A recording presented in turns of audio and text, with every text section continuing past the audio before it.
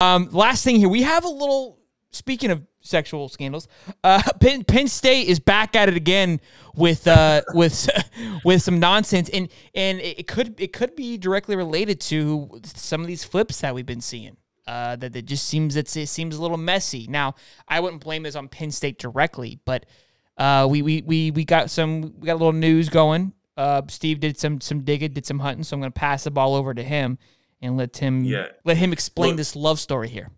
Look, what's wild is the fact that this hasn't been a bigger story, and it could very well be a big factor into why there have been so many recruits that are flipping out of Penn State and going to other schools. But here over just the last couple of months, there was a football player for the Nittany Lions who engaged in some conversation on Snapchat with a person that he did not know.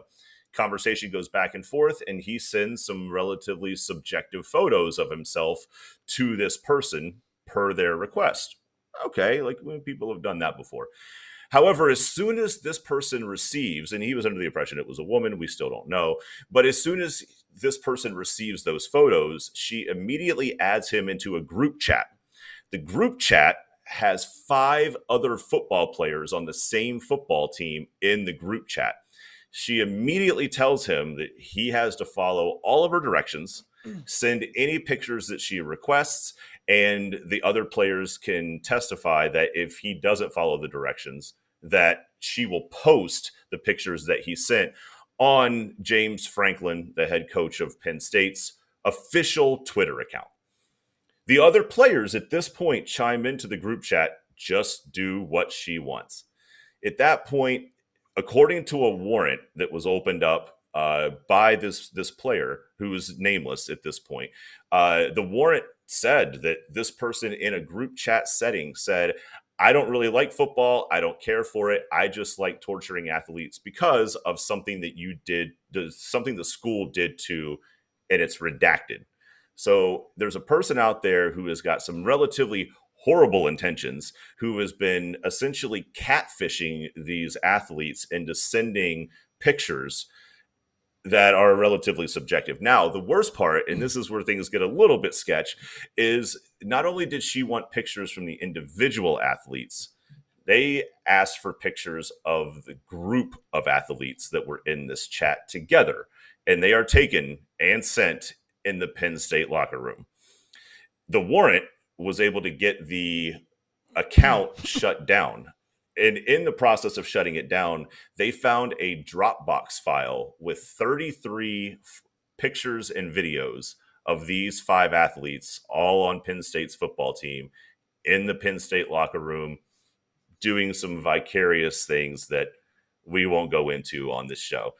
But at this point, they've essentially let it go. The players have said they don't want to pursue it.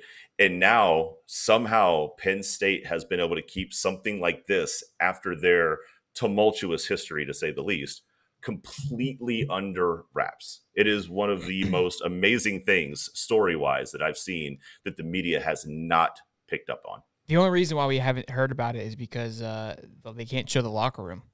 If it happened anywhere else, we would already seen it, but they don't want to show the And I know we talk about this before the show a little bit, and I'm on a website now, and it's an actual news website in Lancaster, Pennsylvania, that's reporting this as well. So that's I've you go back to the scandal. What was it, back in 2014 or so? It was back then. Yeah.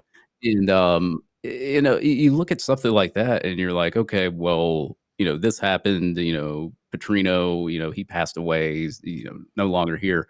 But you think Penn State gets over that? They get James Franklin in, and they're rocking and rolling recruiting. I mean, James Franklin's doing a fantastic job there, and then it happens again, and then you're just like, what's going on at Penn State? That's just like, like when you told me the story, I knew nothing about it. I had to look it up, and I was like, this is ridiculous. This is crazy. So it's just like, I don't know, man. You go to the thing with Auburn and their head coach. Then you got the Brent Venables thing that's going on over there at Oklahoma. Then you got the Penn State thing going on here. Oh yeah, the Oklahoma thing. Well, do we know? Do we know what he said? Like, No, we can assume it, Yeah. but that's Okay. not. Okay.